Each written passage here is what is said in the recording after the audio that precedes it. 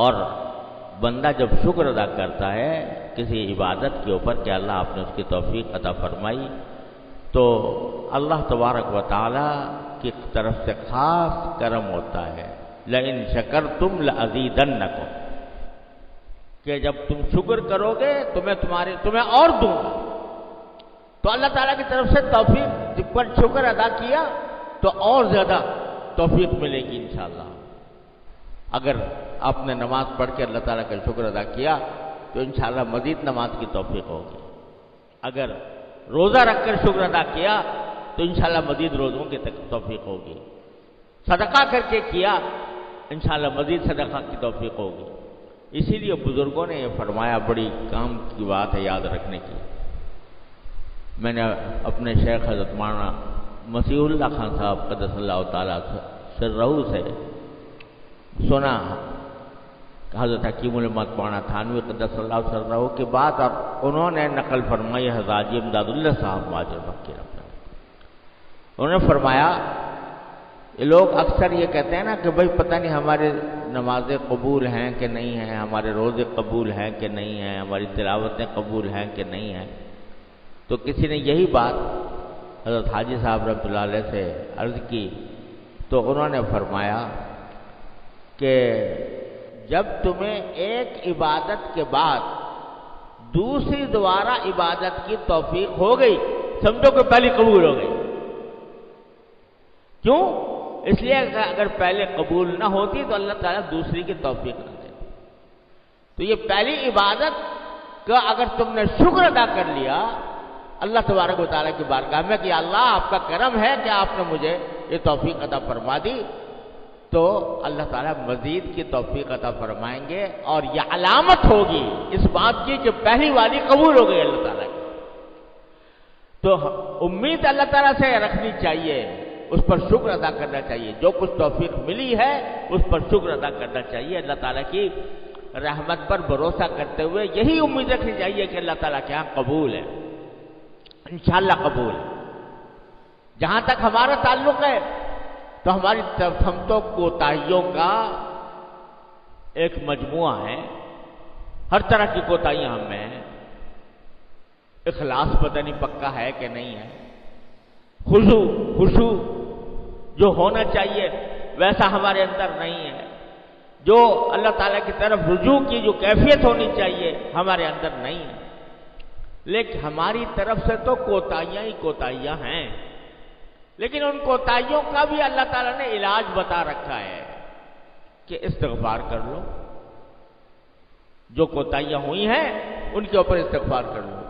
نماز کے بعد سرکار دو عالم صلی اللہ علیہ وسلم 3 مرتبہ فرما دیتے استغفر اللہ استغفر اللہ استغفر اللہ، نماز کے بعد۔ کیا مطلب؟ کہ نماز تو میں نے پڑھ لی، لیکن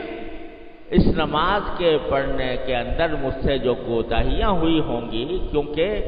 آپ کی عبادت کا حق تو مجھ سے ادا نہیں ہو سکا، اے اللہ اس کوتاہی پر مجھے معاف کر دیجئے، اس کوتاہی پر میری بخشش کر دیجئے۔ تو میں تو یہ کہتا ہوں کہ بھائی جو کچھ بھی اللہ تعالیٰ نے توفیق عطا فرمائی اس کا پہلے شکر ادا کرو، اور شکر ادا کر کے یہ کہو کہ یا اللہ آپ کی توفیق ہوئی، میں نے طرف سے کوتاہیاں ہوئیں، میں نے جو کچھ آپ کی بارگاہ میں پیش کیا وہ کھوٹی پونجی تھی، جئنا کا ببضاعۃ مزجاۃ، ہم آپ کے پاس جو پونجی لے کر آئے وہ کھوٹی تھی، فأوف لنا الکیل وتصدق علینا، لیکن آپ اپنی رحمت سے ہمیں پورا دیجئے، ہماری کوتاہیوں کو سے درگزر فرما کر، ہماری کوتاہیوں کو معاف فرما کر ہمیں اجر پورا عطا فرمائیے۔ تو اللہ تبارک و تعالیٰ کی بارگاہ میں ان آخری ایام میں یہی گزارش کرنے کا موقع ہے کہ اللہ آپ کی توفیق پر شکر، ہماری کوتاہیوں پر استغفار۔ ہم کتنا بھی بنا سنوار کے عبادت کر لیں، لیکن اللہ جل جلالہ کے شایان شان ہو سکتی ہے؟ نہیں ہو سکتی۔ عبدنا کا حق عبادت ما عرفنا کا حق معرفت، اس کے شاہ نشان تو نہیں ہوتے، ہماری تو کوتاہی ہی رہے گی، لہذا ہم اس پر استغفار کرتے رہیں گے، وہ معاف کر دیں گے، تو اس معاف کرنے کے نتیجے میں ہماری ٹوٹی پھوٹی عبادت بھی اس کی بارگاہ میں پیش کرنے کے لائق بن جائے گی، وہ اس کو قبول فرما لے۔ یہ سوچ کر اللہ تبارک و تعالیٰ اس کے بارگاہ میں شکر اور استغفار یہ کرنا چاہیے۔ اب دیکھو، جب رسول کریم سرور دو عالم صلی اللہ علیہ وسلم کے آخری ایام آئے آپ کی حیات طیبہ کے، اور جو آپ کی تشریف آوری کا جو بنیادی مشن تھا وہ پورا ہونے لگا، تو آیت نازل ہوئی اذا جاء رسول اللہ والفتح ورأیت الناس يدخلون فی دین اللہ افواجا، جب اللہ کی مدد آ گئی اور فتح آ گئی، مکہ مکرمہ بھی فتح ہو گیا، جو شرک کا گڑھ تھا کسی زمانے میں وہ بھی فتح ہو گیا، اور تم دیکھ رہے ہو کہ اللہ کے دین میں لوگ فوج در فوج داخل ہو رہے ہیں، تو آپ کی تشریف آوری نے، آپ نے تشریف کا جو مقصد تھا وہ پورا ہو گیا اور اس کے ثمرات بھی نظر آنے لگے۔ اب آپ کیا کریں؟ فَسَبِّحْ بِحَمْدِ رَبِّكَ وَاسْتَغْفِرْ، تو اب اللہ کی پاکی بیان کیجئے، اللہ کی حمد کیجئے،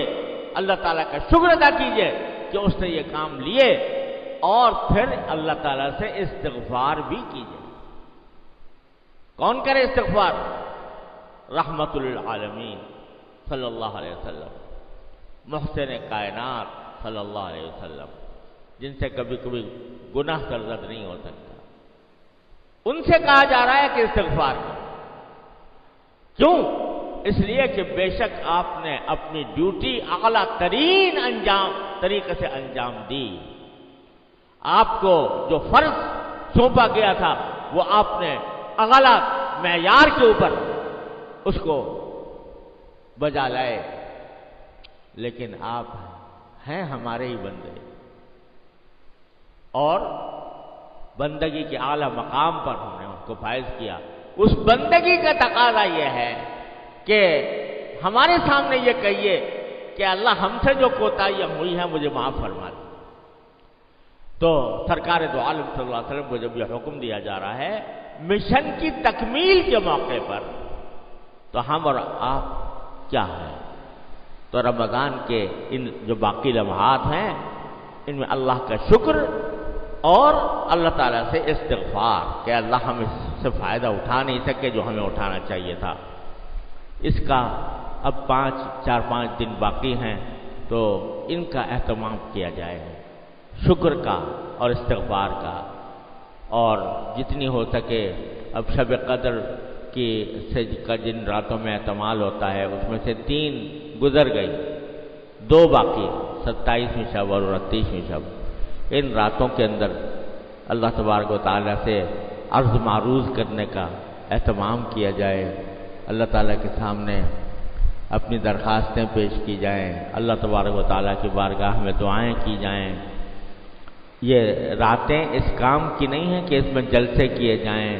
اس میں اجتماعات ہوں، اس میں دعوتیں ہوں، اس میں دیگیں چڑھائی جا رہی ہوں، اس میں شامیانے لگ رہے ہوں۔ یہ راتیں ایسی ہیں کہ ان کو اجتماعی تقریبات میں صرف کرنے کے بجائے ان کو اس طرح تنہائی میں صرف کرنا چاہیے کہ آدمی بیٹھا ہو اور وہ ہو اور اس کا اللہ ہو، اور خلوت کے اندر اللہ تبارک و تعالیٰ سے عرض معروض کرے، اس میں اللہ تعالیٰ کا شکر بھی ادا کرے، اس سے اپنے کوتاہیوں کی معافی بھی مانگے، اور جو کچھ گناہ ہوئے ہیں ظاہر کے باطن کے، جس قسم کے بھی گناہ سرزد ہوئے ہیں ان سب کی معافی مانگے اللہ تبارک و تعالیٰ سے، تو انشاءاللہ ثم انشاءاللہ جب رمضان پورا ہوگا اور اس کے بعد رمضان سے فارغ ہوں گے تو انشاءاللہ اس طرح فارغ ہوں گے جیسے کہ نئے غسل کیے ہوئے نئے کپڑے پہنے ہوئے، اور اسی کی خوشی ہے جو عید کے دن منائی جاتی ہے۔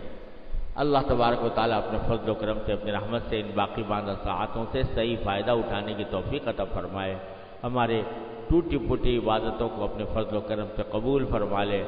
اور اللہ تعالیٰ ہماری کوتاہیوں سے درگزر فرمائے، اور رمضان کو ہمارے لیے مغفرت کا